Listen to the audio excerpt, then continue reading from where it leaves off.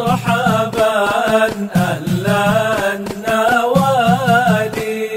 Minta perlindungan dari apa? Wa'audzubika min fitnatil masihid dajjal. Minta perlindungan dari fitnah dajjal. Ya, fitnah dajjal, kita kalau mengamalkan doa ini habis tasyahud akhir, minta perlindungan daripada fitnah dajjal. Para ulama mengatakan insyaallah orang yang mengamalkan doa ini setiap kali tasyahud akhir dia dijaga dari fitnah dajjal. Makanya amalkan, baca tasyahud akhir, lanjutkan dengan doa tersebut. Allahumma inni a'udzubika min azabil qabr wa a'udzubika min fitnatil masihid dajjal. Atau menghafal 10 ayat surat Al-Kahf di bagian awalnya, ayat 1 sampai 10. Ini hadis diriwayatkan oleh banyak ulama hadis. Hadis ini diriwayatkan oleh Imam Ahmad yang lahir tahun 164 Hijriah, wafat 241 Hijriah di dalam Musnad. Juga hadis ini diriwayatkan oleh Imam An-Nasa'i di dalam sunannya yang lahir 215 Hijriah, wafat 303 Hijriah. Juga hadis ini diriwayatkan oleh Imam Muslim di dalam sahihnya yang lahir 204, wafat 261 Hijriah. Juga diriwayatkan oleh Abu Daud yang lahir 202 Hijriah, wafat 275 Hijriah. Juga diriwayatkan oleh Imam Tirmidzi di dalam sunannya yang lahir 209 Hijriah, wafat 279 Hijriah. Yang isinya adalah man hafidha 10 ayatin min awali suratil kahf usima minad dajjal. Siapa yang menghafal 10 ayat dari awal surat Al-Kahf, dijaga dia dari fitnah dajjal. Nah, itu juga bisa menjadi amalan yang menyelamatkan kita dari fitnah dajjal. Dalam riwayat Muslim disebut di akhir surat Al-Kahf, ya, dihafal di bagian akhir surat Al-Kahf. Nah, dajjal ini dia membawa 4 fitnah.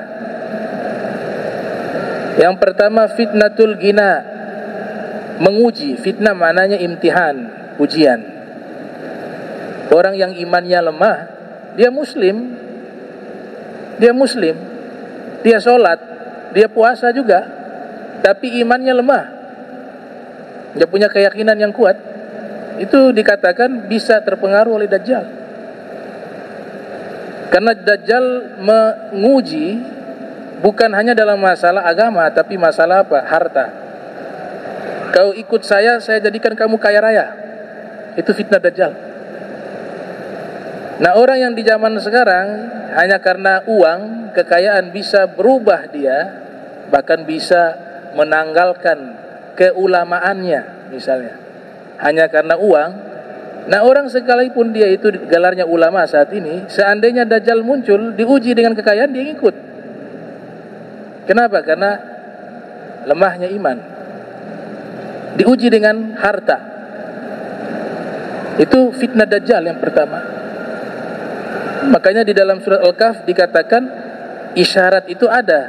Maka ceritanya di situ ada Raja Zulkarnain yang berbicara tentang kekayaan dan juga kekuasaan. Sekalipun Zulkarnain adalah seorang raja yang soleh. Fitnah kedua yang dibawa oleh dajjal adalah fitnatus sultah, menguji dengan kekuasaan dan jabatan.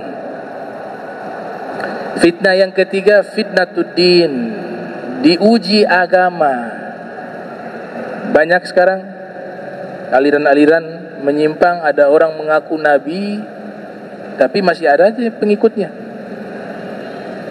Nanti dajjal juga demikian, akan mengklaim dirinya sebagai nabi dan puncaknya akan mengklaim dirinya sebagai Tuhan, dan pengikutnya sangat banyak waktu itu. Bukan sedikit, banyak yang ikut. Karena dia tunjukkan dengan bukti. Layaknya para anbiya mukjizat, dia juga memiliki istidraj. Dia bisa menghidupkan orang yang mati. Dia bisa menurunkan makanan dari langit. Dia bisa menurunkan hujan. Dia bisa berpindah tempat dalam waktu sesaat. Makanya gelarnya Al-Masih. Ya, Al-Masih itu di dalam kitab Durratun Nasihin artinya mengusap bumi. Jadi berpindah tempat dalam waktu sesaat. Sama seperti Nabi Isa. Al-Masih Isa bin Maryam. Nanti Nabi Isa yang membunuhnya di Babul Lut di Palestina. Ya, pintunya, gerbangnya masih ada sampai sekarang. Namanya Babul Lut. Itu kelak tempat di mana Dajjal dibunuh oleh Nabi Isa. Yadzub kadzaibil milhi. Para ulama mengatakan ketika bertemu Nabi Isa di Babul Lut, dia menghilang, berpindah tempat, dikejar oleh Nabi Isa. Ternyata Nabi Isa juga bisa menghilang juga, berpindah tempat dengan waktu yang singkat. Tibalah di Babul Lut, dia menyadari disitulah ajalnya dia, tempatnya dia. Nabi Isa pun hadir di tempat itu. Dia melihat Nabi Isa yadzub kadzaibil milhi. Dia garam ketika melihat Nabi Isa. Nah, terbunuhlah Dajjal di situ. Kemudian fitnah yang ketiga, fitnah ilm. Keempat ya, fitnah ilmu. Fitnah yang pertama kekayaan, fitnah yang kedua kekuasaan, fitnah yang ketiga fitnah agama, keimanan, fitnah yang keempat fitnatul ilmi, fitnah ilmu. Nah, itulah korelasi menghafal 10 ayat awal surat Al-Kahf dengan pelindungan dari Dajjal. Karena di surah Al-Kahf ada 4 fitnah itu.